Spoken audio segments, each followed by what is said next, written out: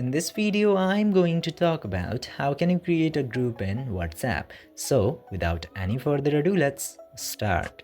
And in order to create a WhatsApp group, you just simply have to open the WhatsApp app and then tap to this plus icon into the bottom right side. Then after that, you will get this option of new group at very top. Simply tap to new group, and after that you just simply have to select any of the contacts who you want to create the group with. Just simply select any one or more than one contact which you would like to add into that group. Then tap to this icon and name your group. For example, I'm naming it Friends Group 2, and then you can change the group permissions from this gear option.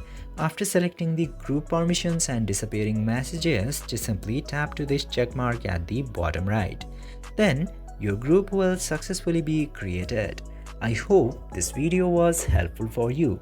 If yes, don't forget to like, share and subscribe. Thank you for watching this video.